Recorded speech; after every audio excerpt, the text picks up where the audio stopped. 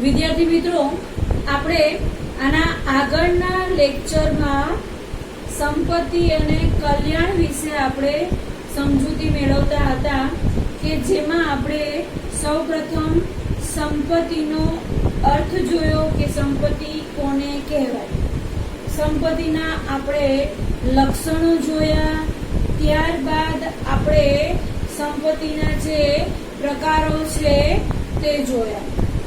ત્યારબાદ હવે આપણે જોઈશું કલ્યાણ. સંપત્તિ અને કલ્યાણનો જે આપણો પોઈન્ટ છે એમાં આપણે જોઈએ કલ્યાણ.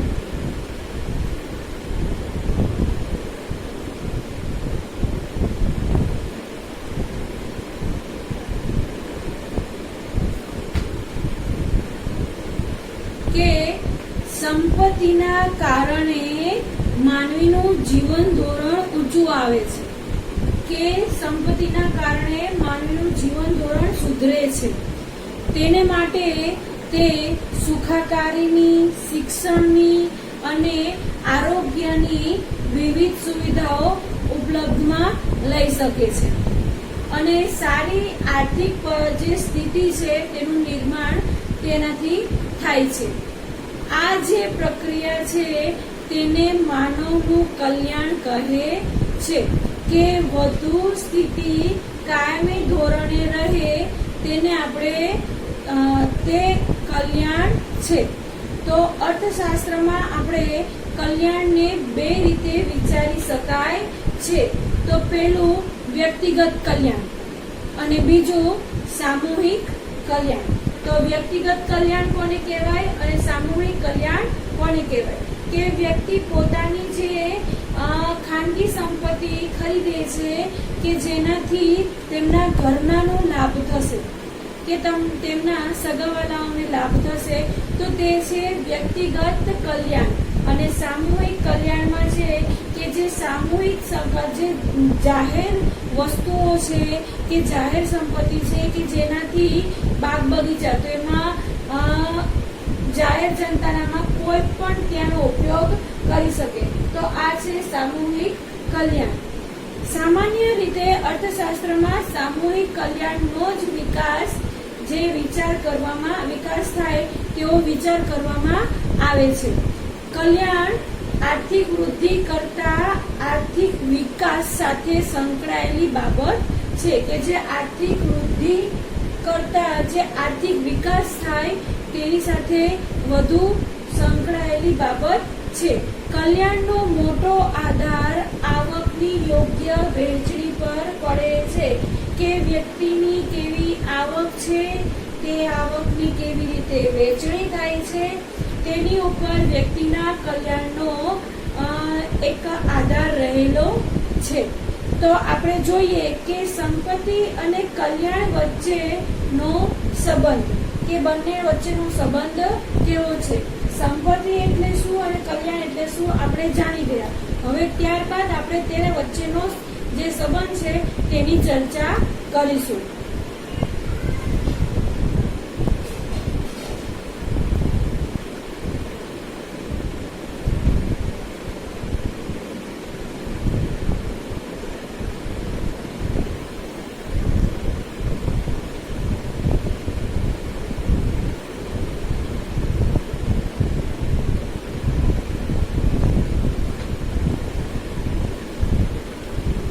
દેશની જે સંપત્તિમાં વધારો થાય તેથી દેશના લોકોનું કલ્યાણ થાય છે, પરંતુ તે વ્યક્તિગત રીતે મોટે ભાગે સાચું છે.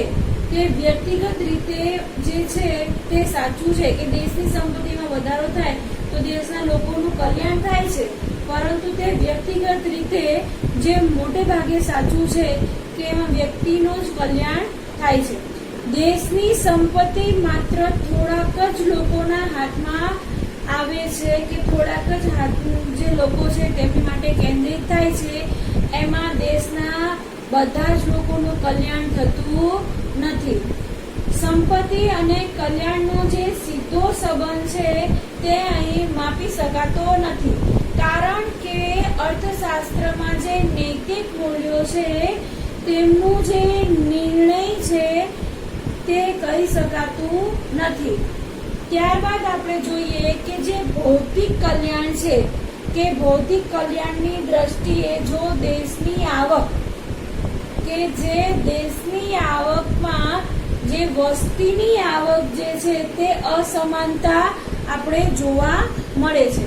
તો અસમાનતા તેમાં ઘટે છે તો કલ્યાણમાં વધારો થાય તેવું આપણે કહી શકાય કે જો દેશની જે આવક છે અને જે દેશની વસ્તી છે તો જે દેશની આવક જે વધતા આવકની અસમાનતા ઘટે છે. તો અહીં આપણે જોયા કે સંપત્તિ અને જે કલ્યાણ છે તેમનો વચ્ચેનો સંબંધ. ત્યારબાદ આપણે જોઈશું ઉત્પાદનના સાધનો.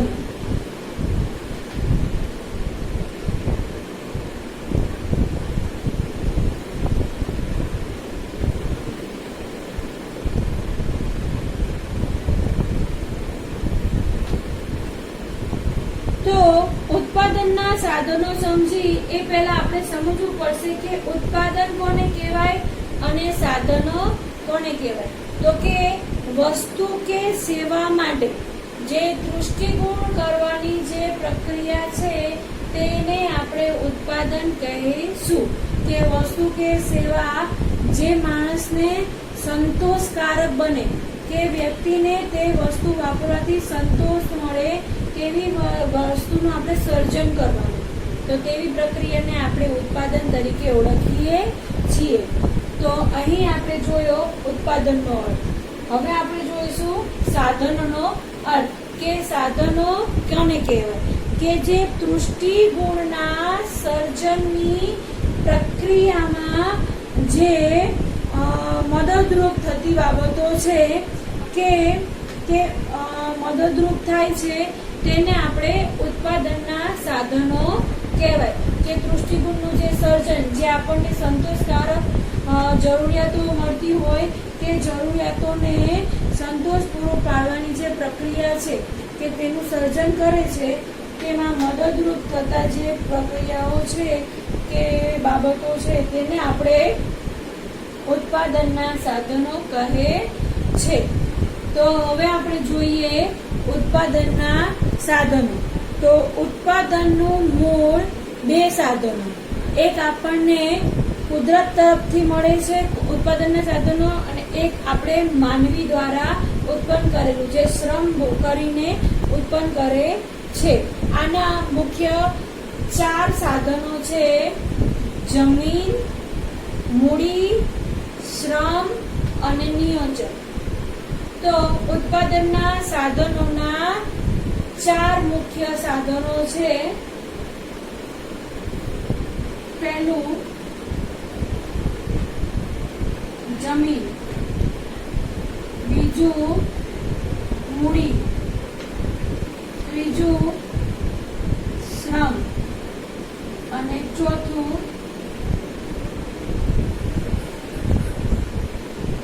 નિયોજકો.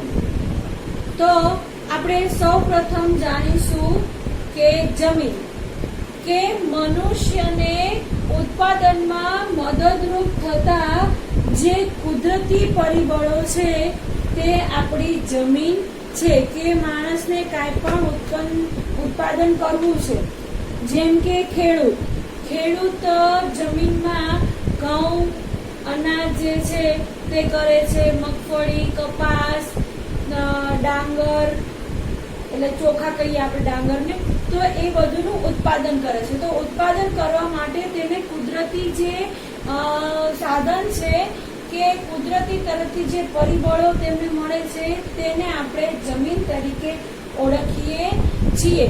કે જમીન એક કુદરતી બક્ષિસ છે કે આપણને કુદરત દ્વારા આપણને મળે છે કે જેનો પુરવઠો કેવો છે? સ્થિર છે. કે જમીન આપણે એક જગ્યાએથી બીજી જગ્યાએ લઈ જઈ શકતા નથી, તેથી તે સ્થિર છે. તેની ગતિશીલતા નથી કે તે ગતિ કરી શકતું નથી, તેથી તેની ફળદ્રુપતા જુદી જુદી હોય છે. કે જમીન એકને એક જગ્યાએ છે તો તેની ફળદ્રુપતામાં આપણને જુદી જુદા જુદા પ્રકારો જોવા મળશે. એકને એક જમીન ઉપર એકને એક વસ્તુ ઉગાવવામાં આવે તો તેની ફળદ્રુપતા ઘટે છે. એટલે ખેડૂતો એક જમીન ઉપર અમુક ઋતુ પ્રમાણે તેનું ઉત્પાદન કરતા હોય છે, જેથી જમીનની ફળદ્રુપતા પણ ટકી રહે અને ખેડૂતોને તેનો પાક પણ મળી રહે.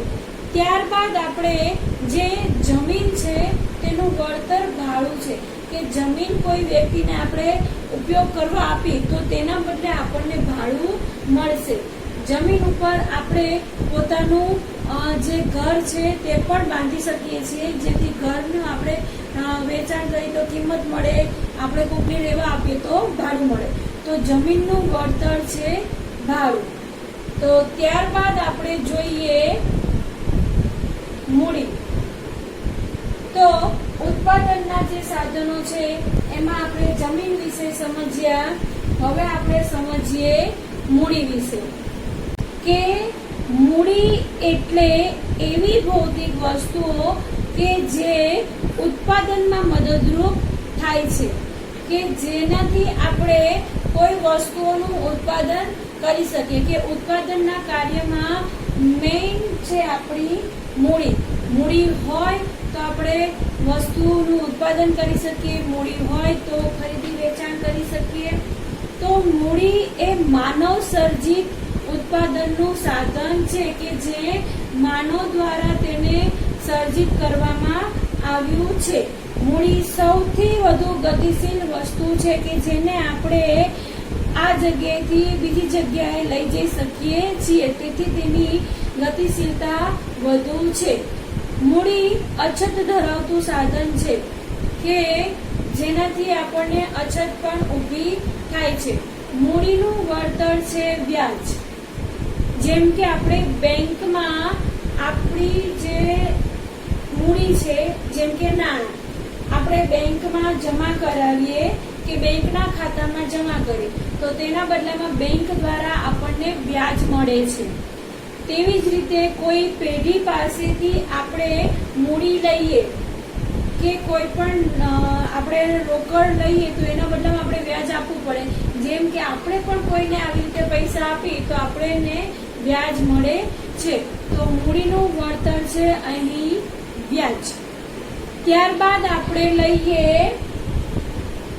મૂડી બાદ લઈએ શ્રમ. જે શ્રમ આપણે વળતરની અપેક્ષા સાથે થતું એક માનસિક કે શારીરિક કાર્ય છે કે જેને આપણે શ્રમ કહીએ છીએ. કોઈ વ્યક્તિ વળતરની અપેક્ષાએ કામ કરતું હોય તેને આપણે શ્રમ કહેવાય. શ્રમ બે પ્રકારના હોઈ શકે, માનસિક પણ શ્રમ હોય અને શારીરિક શ્રમ હોય. શ્રમ મીન્સ કામ કરવું, કામ આપવું, કે માનસિક આપણે કંઈ પણ વિચાર કોઈને વ્યક્ત કરી એના દ્વારામાં આપણને વળતર મળતું હોય, કે કંઈક આપણે શારીરિક કામ કરીને આપતા હોય, જેમ કે મજૂરી કરવી, કડિયા કામનું કામ છે, એવી રીતે કામ કરવું તો એ શારીરિક કામ છે કે જેમાં આપણા શરીરનો ઉપયોગ થાય છે, તેના બદલામાં આપણને વળતર મળે છે. તો આ શ્રમના બે ભાગ છે કે જે શ્રમ બે રીતે થાય, માનસિક શ્રમ અને શારીરિક શ્રમ. શ્રમ કરનાર જે શ્રમિક છે કે શ્રમ કરે તેને આપણે શ્રમિક કહીએ. આ માનવી એટલે શ્રમ કે માનવીને તદંતર શ્રમ કરતો રહે છે. શ્રમ નાશવંત છે કે તેને આપણે એક વખત કામ કરી લીધા પછી બીજી વખત તો તેનો સંગ્રહ થઈ શકતો નથી. નાશવંત છે, કામ કરી લીધા પછી તો બીજી વખત કામ કરવું પડે, તેનો સંગ્રહ કરી શકાતો નથી. ત્યારબાદ છે શ્રમ અને શ્રમિક અવિભાજ્ય છે અને શ્રમ ગતિશીલ છે કે એવું નહીં શ્રમ અહીંયા જ આપણે કરીએ, બીજી જગ્યાએ પણ શ્રમ થાય છે, ત્રીજી જગ્યાએ ગતિશીલતા ધરાવે છે. દરેક શ્રમિકની જે કાર્યક્ષમતા છે તે જુદી જુદી હોઈ શકે છે. દરેક વ્યક્તિની કે એક વ્યક્તિ જે છે તે બીજી વ્યક્તિ જેટલું કામ ના કરી શકે, કે બીજી વ્યક્તિ ત્રીજી વ્યક્તિ જેટલું કામ ના કરી શકે. તો આ એક તેમની જે શ્રમ કરવાની જે કાર્યક્ષમતા છે તે જુદી જુદી જોવા મળે છે. શ્રમનો જે પુરવઠાનો આધાર છે તે વસ્તી છે, કે ઘરમાં કેટલી વસ્તી છે તો આટલો શ્રમ થશે, કંપનીમાં કેટલી વસ્તી છે તો એના પ્રમાણમાં શ્રમ ગોઠવવામાં આવશે. જેમ કે આપણે ઘરમાં કલર કામ કરાવતા હોય તો કલર કામ કરનારને શ્રમ કરવો પડશે. કેટલી વ્યક્તિ છે તો કે આટલી, તો ઝડપી કામ થશે. તો એનો આધાર જે છે તે વસ્તી ઉપર છે. અને શ્રમનું વળતર છે વેતન, કે શ્રમ કરે તેના બદલામાં તેને વેતન મળે છે. આપણે શરૂઆતમાં જ કીધું કે શ્રમ વળતરની અપેક્ષાએ કરવામાં આવતું કાર્ય છે.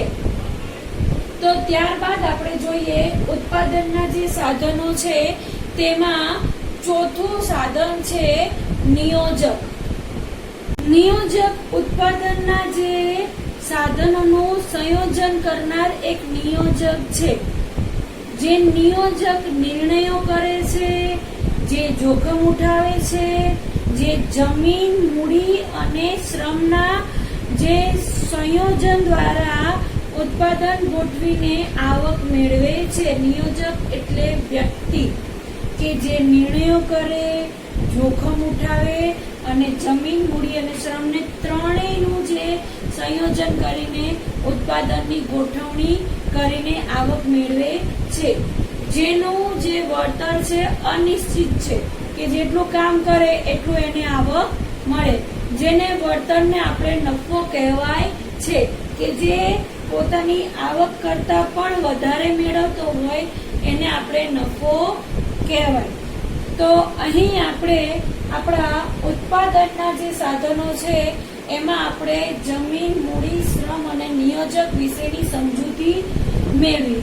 ત્યારબાદ આપણે લઈશું વ્યાપાર ચક્ર.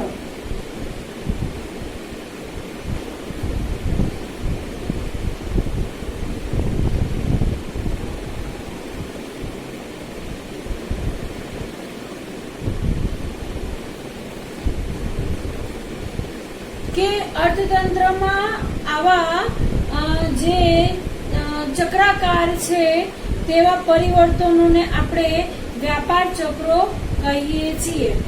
કે વ્યાપાર ચક્રો જે છે એને કહીએ તો એના ચક્રાકાર પરિવર્તનો હોય છે. કે આકસ્મિક આર્થિક પરિવર્તનો આવે, મોસમી આર્થિક પરિવર્તનો આવે, દીર્ઘકાલીન આર્થિક પરિવર્તનો આવે, કે ચક્રવાત આર્થિક પરિવર્તનો આવે. આ જે ચક્રાકાર પરિવર્તનો છે એને આપણે 4 પરિવર્તનોમાં આપણે જોયા. તો પહેલો પરિવર્તન છે આપણું આકસ્મિક આર્થિક પરિવર્તન.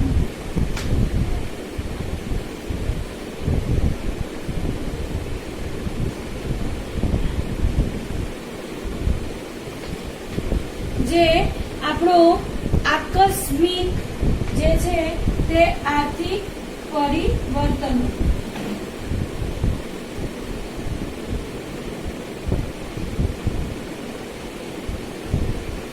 ચક્રાકાર પરિવર્તનો છે એમાં આપણે કુલ 4 પરિવર્તનો જોવા મળે છે. કે આકસ્મિક આર્થિક પરિવર્તનો, મોસમી જે આર્થિક પરિવર્તનો, દીર્ઘકાલીન આર્થિક પરિવર્તનો અને જે ચક્રવાત આર્થિક પરિવર્તનો છે તે.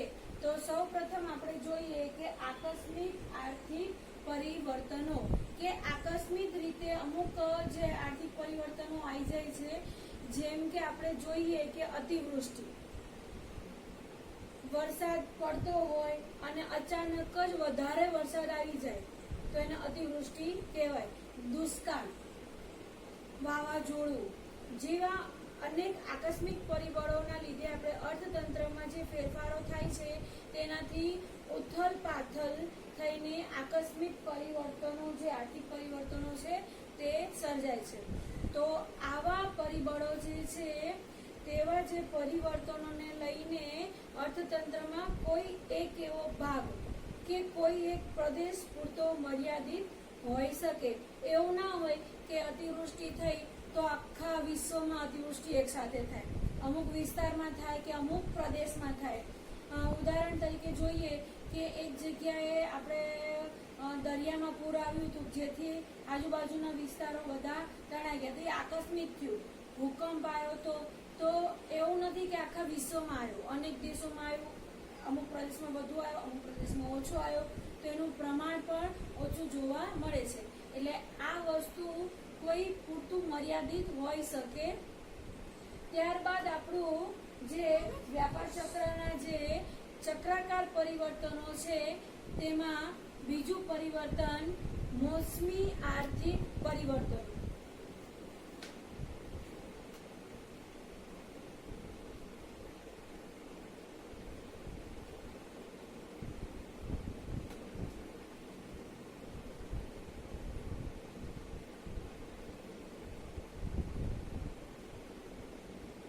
જેમાં મોસમ જેમ જેમ બદલાય છે તેમ તેમ પરિવર્તનો આવતા જાય છે કે અર્થતંત્રમાં થતા મોસમ આધારિત જે પરિવર્તનો છે તેને આપણે મોસમી આર્થિક પરિવર્તનો કહેવાય છે. જેમ કે આપણા ઋતુઓ 3 શિયાળો, ઉનાળો અને ચોમાસું. તો જે મોસમ મુજબ આપણે બજારમાં માંગ બદલાતી રહે છે. આપણે જોઈએ કે શિયાળામાં તો બજારમાં માંગ, શિયાળામાં છત્રીની માંગ નહીં હોય, ત્યારે ગરમ કપડાની, શાલની, ટોપી એવા જે ઊનના કપડાઓ છે તેની માંગ વધે છે. જ્યારે ઉનાળામાં તેનાથી વિપરીત સુતરાઉ કાપડ, એસી, ફ્રીજ એવી બધી વસ્તુઓની માંગમાં વધારો થાય છે. ત્યારબાદ લઈએ આપણે શિયાળો, ઉનાળો અને હવે લઈએ ચોમાસું. તો ચોમાસામાં શેની વધારે કે રેનકોટ, છત્રી એવી બધી વસ્તુઓ આમ બજારમાં તેની માંગ બદલાયા કરે છે. તો મોસમ મુજબ આપણે માંગ બદલાતી રહે છે, અમુક પરિવર્તનો આવતા જાય છે. તે મુજબ આપણે ઉત્પાદન અને રોજગારીનું પણ પરિવર્તન થતા રહે છે. તો ઉત્પાદનનું જેવી વસ્તુની માંગ એવું એની ઉત્પાદન વધવું, તો ઉત્પાદનમાં ફેરફાર જોવા મળે છે. જે ઉત્પાદન થાય છે તેની કિંમત પણ અલગ અલગ જોવા મળે છે. તો તેથી રોજગારીમાં પણ પરિવર્તનો આવતા રહે છે. પ્રતિ વર્ષ જે મોસમી પરિવર્તનોનું એક ચક્ર આવે છે તેમાં સમયાંતરે પરિવર્તન જોવા મળે છે. કે શિયાળો કે આટલા મહિના પછી બીજી ઋતુ ચાલુ થશે, એટલા મહિના પછી ત્રીજી ઋતુ ચાલુ થશે અને ત્યારબાદ આખું વર્ષ પૂરું થાય ત્યાર પછી ઋતુની નહીં ચક્રાકાર ચાલતો રહે છે. તેના પછી આપણે જોઈએ કે દીર્ઘકાલીન આર્થિક પરિવર્તન.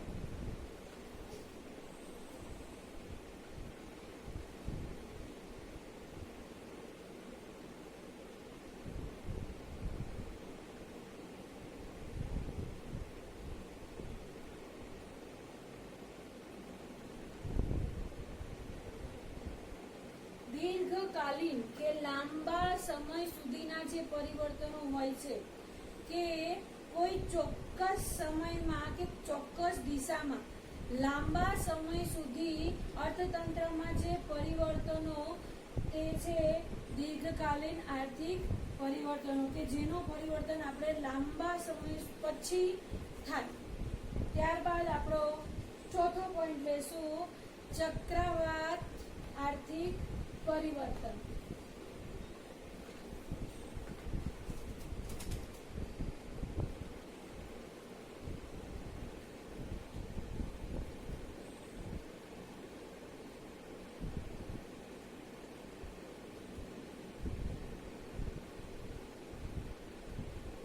કે ચક્રવાત આર્થિક પરિવર્તનમાં કે કોઈ એક સમયગાળા દરમિયાન આવતા ઉર્ધ્વગામી અને અધોગામી કે તે પરિવર્તનોથી ઓછું અને તે પરિવર્તનોથી વધારે આવા જે પરિવર્તનો છે તેને આપણે ચક્રવાત આર્થિક પરિવર્તનો કહેવાય છે. આવા પરિવર્તનો જે છે તે નિશ્ચિત નથી હોતા, છતાં આપણે ઓળખી શકાય તેવા હોય છે. તો વ્યાપાર ચક્રના જે આવા ચક્રવાત છે તેને આપણે ચક્રવાત આર્થિક પરિવર્તનો કહેવામાં આવે છે.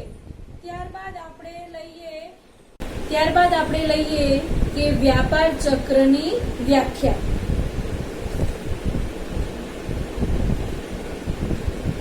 અર્થતંત્રમાં જે વારાફરતી આવતા જે સારા અને ખરાબ જે આર્થિક પરિવર્તનો છે તેને આપણે વ્યાપાર ચક્ર કહેવાય કે વારાફરતી આવતા જાય તે પરિવર્તનો સારા પણ હોઈ શકે અને ખરાબ પણ હોઈ શકે. તો આ સારા અને ખરાબ જે પરિવર્તનો છે આર્થિક પરિવર્તનો તેને આપણે વ્યાપાર ચક્ર કહેવાય કે વ્યાપારના સારા અને ખરાબ તબક્કાઓને જે વારાફરતી આવતા રહે છે તે આપણી વ્યાપાર ચક્ર છે. તો વ્યાપાર ચક્રમાં આર્થિક ઉથલપાથલ થાય છે, વ્યાપારના સારા અને ખરાબ એમ બંને તબક્કાઓ આવે છે. વપરાશને પરિણામે આપણે જે ઉદ્ભવતા માંગના પરિવર્તનો પણ જોવા મળે છે. ઉથલપાથલ જે સમાન અંતરે ઉદ્ભવતી નથી કે આમાં જે માંગ ઉદ્ભવે તે પરિવર્તનોના આધારે થાય છે. સારા પરિવર્તનો હોય તો માંગ એની સારી ઉદ્ભવે અને ખરાબ પણ ઉદ્ભવે. તો આ બધી તેની ઉથલપાથલને પણ અસર કરે છે કે અંતરે ઉદ્ભવે છે. તો ત્યારબાદ આપણે લઈએ કે વ્યાપાર ચક્રના જે તબક્કાઓ છે તે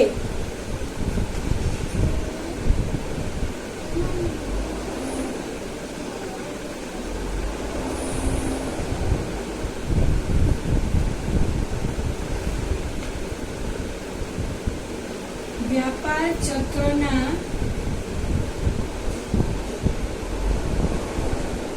તબક્કાઓ.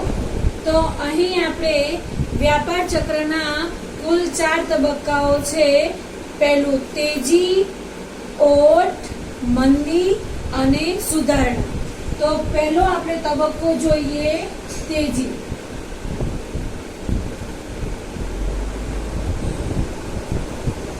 કે જેમાં જે વ્યાપાર પ્રવૃત્તિ છે તે આપણે ઉત્તમ કક્ષાએ હોય છે અને તેના જે આપણે માંગનો દર હોય છે તે પણ ઊંચો હોય છે.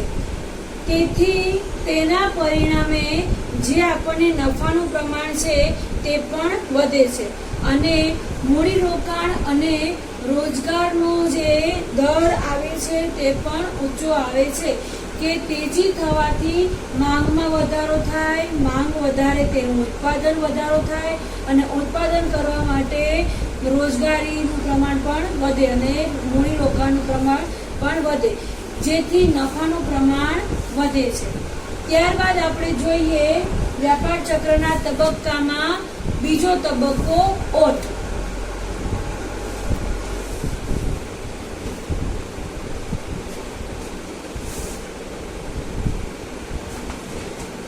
કે વપરાશ અને જે માંગનો દર છે તે નીચો આવતો જોવા મળે છે. એટલે નીચે જતા તેના નફામાં રોકાણ થતા નથી.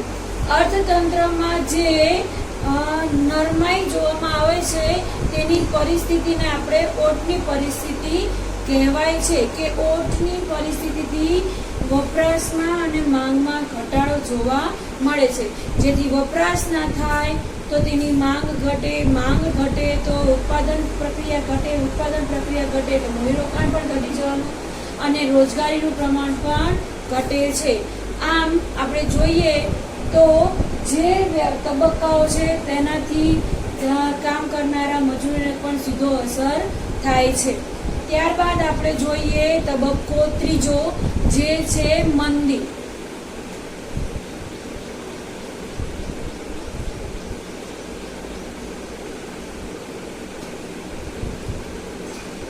મંદી આવી તો અર્થતંત્રમાં વધુ ભાવ જે ઘટાડા હોય છે તેની આસાની સાથે લોકો ખરીદ શક્તિ પોતાની હોવા છતાં જો ખરીદી કરતા નથી કે વધુ ભાવના ઘટાડાની આશા રાખે કે વસ્તુ આટલામાં મળતી હોય તો એને ઘટાડો કરીને તેનો ઘટાડો કરે, પરંતુ પોતાની ખરીદ શક્તિ હોવા છતાં તે ખરીદી કરતા ના હોય એને આપણે મંદી કહેવામાં આવે છે.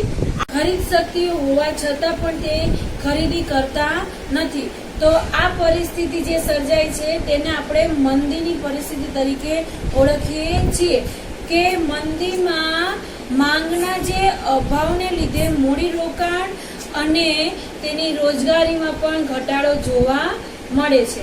ત્યારબાદ આપણે લઈએ વ્યાપાર ચક્રનો છેલ્લો તબક્કો અને ચોથો તબક્કો, તે છે સુધારણા.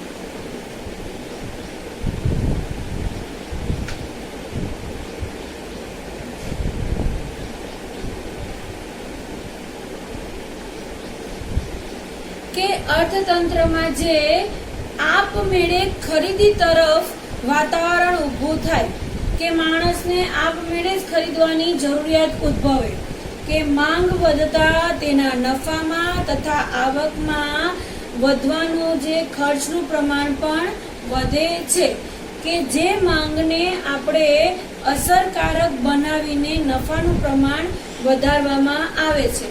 આમ અર્થતંત્ર સુધારા તરફ ગતિ કરે છે કે માણસ પોતે ખરીદી કરવા પ્રેરાય અને જે ખરીદી કરવા જે માંગ જે ઉદ્ભવે તેને અસરકારક બનાવીને તેની અંદર નફાનું પ્રમાણ પણ વધારી દેવામાં આવે છે. તો આ જે અર્થતંત્રના જે તબક્કાઓ છે તેને આપણે સુધારા તરફ ગતિ કરાવી છીએ. તો આ હતા આપણા વ્યાપાર ચક્રના તબક્કાઓ, તેજી, ઓટ, મંદી અને સુધારા. અહીં આપણું પ્રકરણ 3.2 કે મૂળભૂત ખ્યાલો અને સંકલ્પનાઓ પૂર્ણ થાય છે. હવે આપણે આગળના લેક્ચરમાં જોઈશું પ્રકરણ 3.